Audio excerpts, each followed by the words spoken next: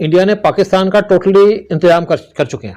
थोड़ा बहुत बचा है जो पाकिस्तान इंडिया के अंदर टेररिस्ट एक्टिविटी करता है, और मुझे लगता है कि शायद इस साल तक पाकिस्तान का टोटल इंतजाम हो जाएगा, पाकिस्तान का बॉर्डर भी स्टॉप कर दिया जाएगा और पाकिस्तान जो भी उछल रहा है कूद रहा है, पाकिस्तान का इंतजाम हो जाएगा। आर्मी को लड़ने के लिए दो चीज़ चाहिए, एक उनको विल पावर चाहिए, एक उनको आर्म एम्युनिशन चाहिए।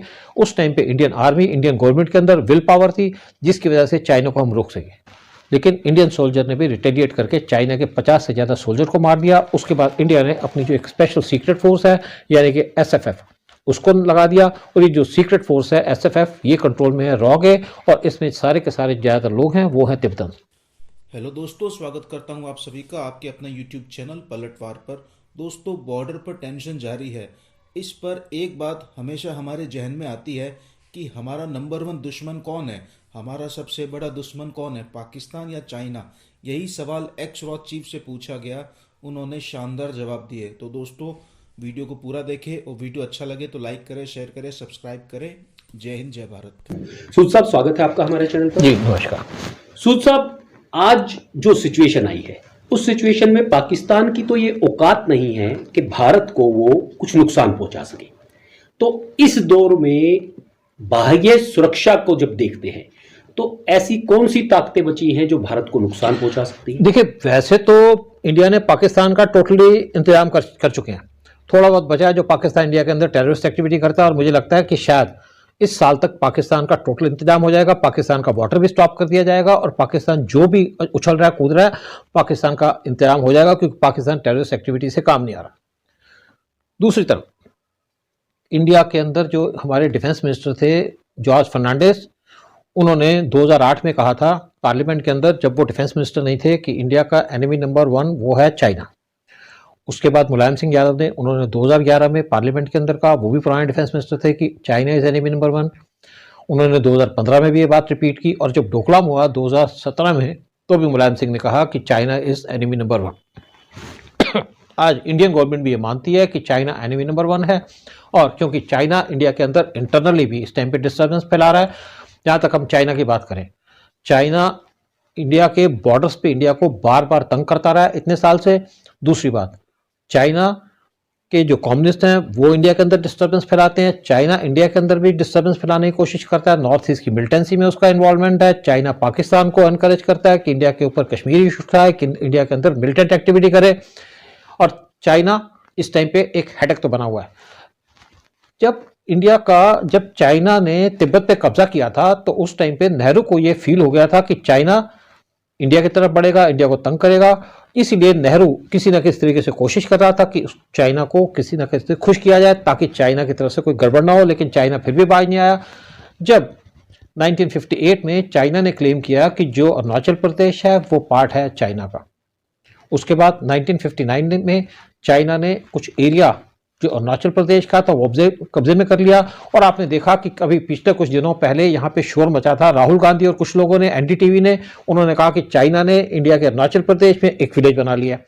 ये वही जगह है जिसको चाइना ने 1959 में कब्जा किया था, और ये प्रोपेगेंडा कांग्रेस की तरफ से और एनडीटीवी की तरफ से चाइना के बिहाफ पे किया जा रहा था, मोदी गवर्नमेंट को डिस्टर्ब करने के लिए। उसकी क्लैरिफिकेशन भी दी गई, और इनको भी पता था कि चाइना ने जो एक विलेज बनाया, ये 1959 में कब्जा किया, और उसी टाइम से इसका विलेज को बना दिया था और उसको डेवलप किया।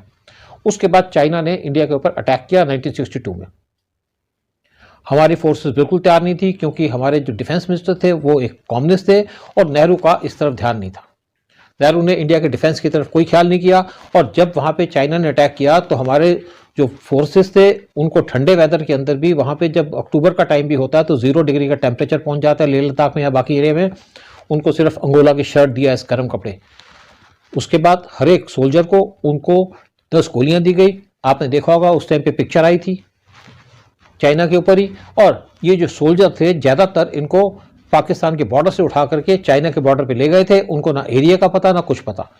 हमारे सोल्जर बड़ी बहादुरी से लड़े, बगैर बंदूक के भी लड़े, पत्थरों से भी लड़े, सब कुछ। और लेकिन चाइना काफ़ी आगे पहुंच गया 62 के अंदर। उस टाइम पे चाइना ने फ़ायदा ये उठाया कि उस टाइम पे रशिया और यूएस, इनका आपस में एक मिसाइल का कंट्रोवर्सी चल रही थी, क्यूबन मिसाइल केस।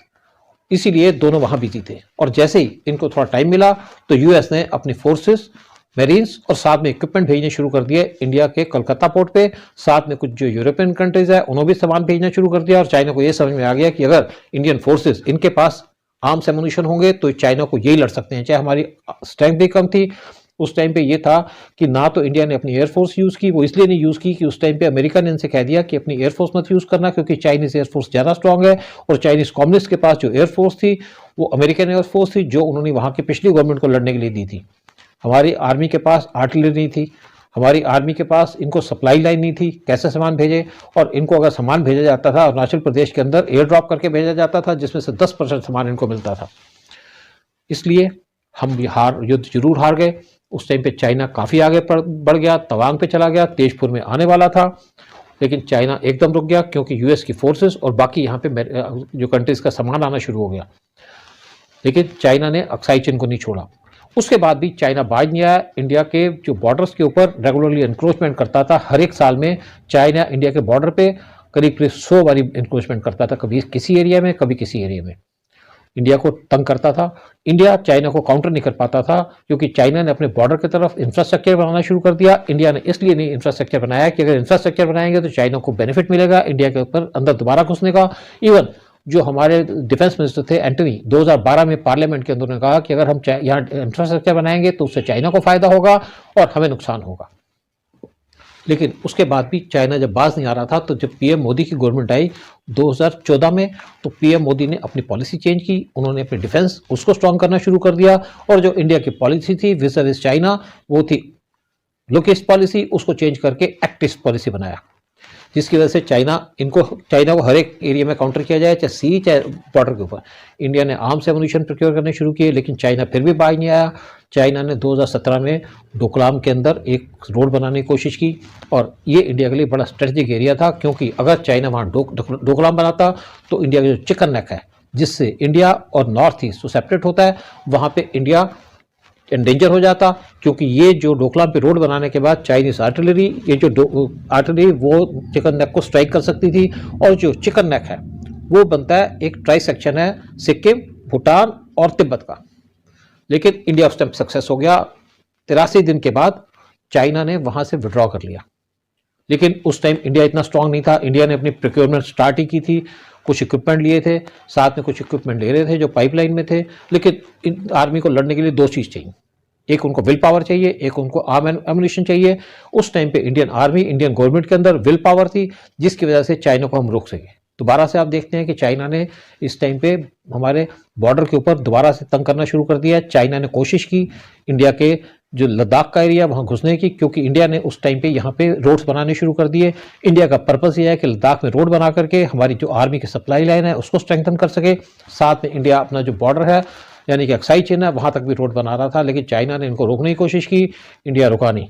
इंडिया ये काम चलाता रहा। इंडिया इवन जब स्टैंड ऑफ चल रहा था तो इंडिया ने ये काम शुरू किया। फिर जून 2020 में चाइना ने हमारे लोगों को धोखा देकर के वहां पे उन पे एक स्ट्राइक की, क्लब वगैरह लेकर के हमारे 20 सोल्जर को मार दिया। लेकिन इंडियन सोल्जर ने भी रिटेलिएट करके चाइना के 50 से ज़्यादा सोल्जर को मार दिया। उसके बाद इंडिया ने अपनी जो एक स्पेशल सीक्रेट फोर्स है यानी कि SFF उसको लगा दिया और ये जो सीक्रेट फोर्स है SFF ये कंट्रोल में है रॉगे, और इसमें सारे के सारे ज़्यादातर लोग हैं वो हैं तिब्बतन। इन्होंने जो चढ़ाई के एरिए थे जो हमारा तिब्बत के अंदर उन पे कब्जा कर लिया, जिससे चाइना बहुत ज़्यादा घबरा गया। लेकिन आज भी इंडिया और चाइना का स्टैंड ऑफ चल रहा है। लेकिन दूसरी तरफ चाइना इस चक्कर में लगा है कि चाइना इंडिया के अंदर फिर भी डिस्टर्बेंसेस करता रहा, चाहे NTCA प्रोटेस्ट है, शाहीन बाग प्रोटेस्ट है, चाहे किसान के। और किसान के प्रोटेस्ट को चाइना इसलिए सपोर्ट कर रहा था ताकि जो हमारे सोल्जर्स बैठे हैं बॉर्डर के ऊपर उनको सप्लाई लाइन ना जा सके। लेकिन इंडिया ने पहले से इंतजाम कर रखा था। लेकिन जैसी भी आज सिचुएशन है, चाहे लोग जो भी गए, कुछ लोग ये कहते हैं कि इंडिया का चाइना से रिलेशन खराब है क्योंकि बॉर्डर में स्टैंड ऑफ चल रहा है। रिलेशन इसलिए खराब है कि हमने चाइना को रोका हुआ, अदरवाइज चाइना हमारे बॉर्डर में एनक्रोच करता रहता था, बॉर्डर में घुसता रहता था और हमारी आर्मी कुछ नहीं कर पाती थी। लेकिन आज हमारी आर्मी इस ठंड के अंदर जहाँ पे -30 डिग्री टेम्परेचर है तिब्बत के अंदर, दूसरी तरफ लेह लद्दाख के अंदर, तब भी हमारी आर्मी वहाँ बैठी है। करीब 1 लाख की आर्मी है जो बैठी है। लेकिन हमारी गवर्नमेंट और हमारी आर्मी, उनका एक स्ट्रेंथ, उनका एक करेज और उनका एक देश को बचाने का काम, उसकी वजह से हम बैठे हैं। और चाइना की हिम्मत नहीं हो रही कि हमारे बॉर्डर में घुस सके। और ये जो भी हमारा स्टैंड ऑफ चल रहा है, hats off to our army, hats off to our government.